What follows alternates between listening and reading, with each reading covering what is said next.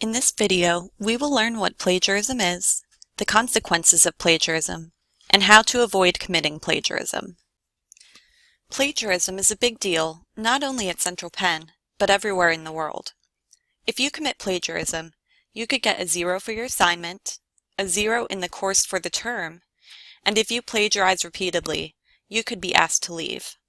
If that happens, you will have trouble transferring because your plagiarism will follow you. Any school you apply to will know that you were dismissed from Central Penn because you plagiarized. People who plagiarize in their jobs could be fired or sued.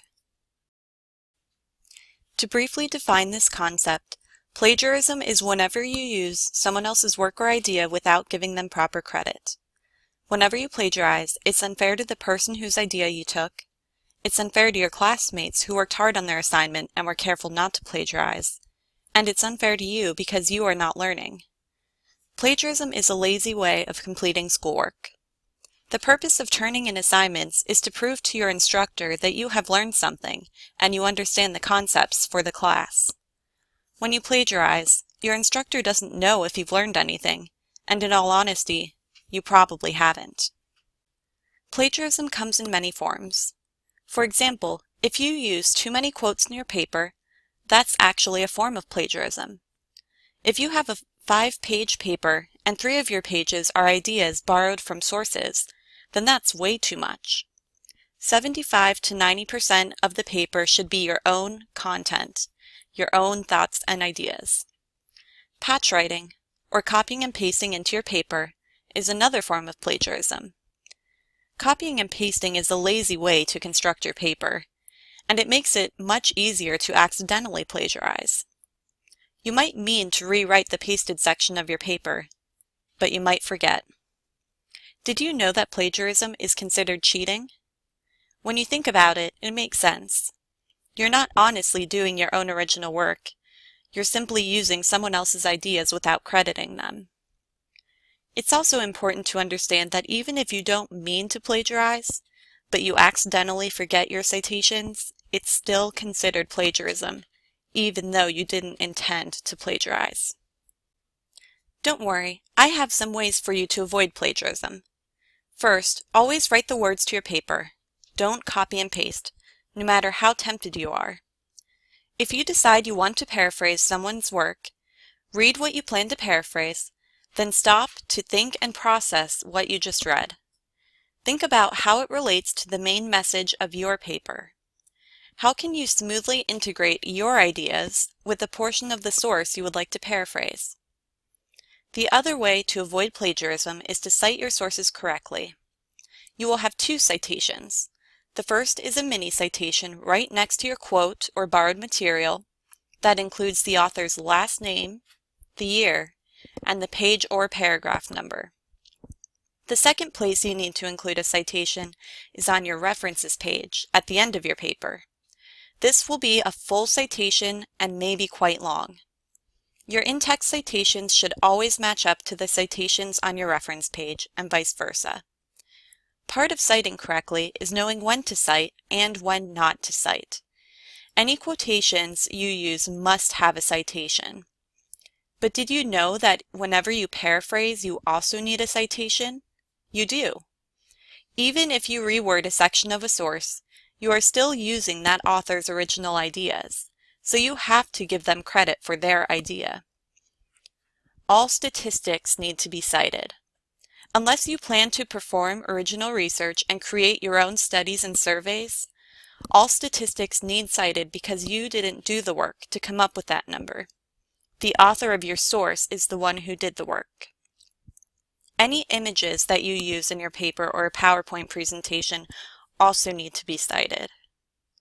If you're not sure if you should cite something, check out the plagiarism decision tree, which can be found in the library's plagiarism subject guide. Now that we know what plagiarism is, let's check to see if we can tell when something is being plagiarized.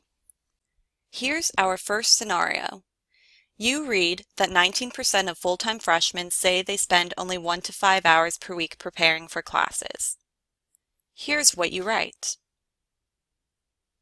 Is it plagiarism? Take a few seconds to decide.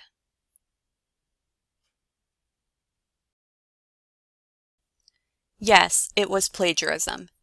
Using a source's exact words is called quotation, and you always need to include quotation marks around the phrase and a mini citation at the end.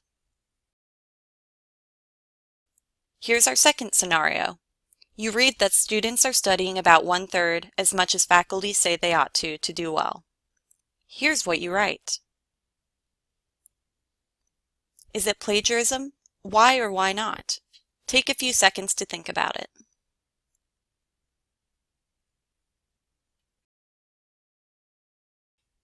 Yes, it's plagiarism. Even though we reworded the section, it was still not our original idea, so we have to cite it. Also, since we used the 1/3 statistic, we have to cite it. We didn't come up with that number ourselves. The author of our source did, so we have to cite the source. For our third scenario, we're using the same text. Here's what you write. Is it plagiarism? Think about it for a few seconds.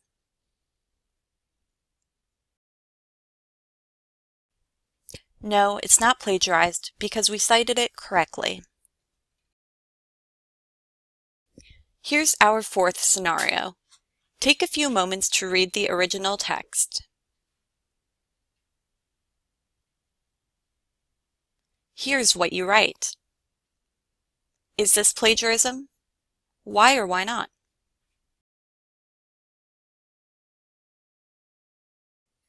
No, this is not plagiarism for two reasons. First, commonly known facts or ideas don't require a citation. Also, if you are writing your own opinion, then you don't have to cite your opinion. Here's scenario 5. Is this plagiarism?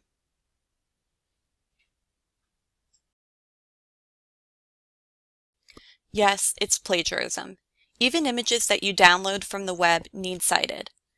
If ever you plan to change an image, like how we added words, you need to check the copyright restrictions to make sure that you're allowed to modify the image. You can search the Creative Commons website to look for pictures that you're allowed to modify. If the image has been released into the public domain, then you're allowed to modify it however you wish. And remember, when you cite your image, Google Images is never the original creator of an image. It's simply a search engine that found the image you decided to use. This is our last scenario. Is this plagiarism? No, it's not plagiarism. It was correctly cited.